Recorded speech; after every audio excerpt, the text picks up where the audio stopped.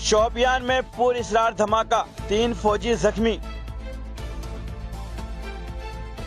America के एक अस्पताल में हुई फायरिंग में 4 अफराद हलाक। मोदी नेशनल हेयर अलर्ट की आड़ में हमारी आवाज को दबाना चाहते हैं, कांग्रेस। हतक इज्जत केस में जॉनी डीप को मिली कामयाबी। MIM दिल्ली की टीम ने जामा मस्जिद का दौरा किया।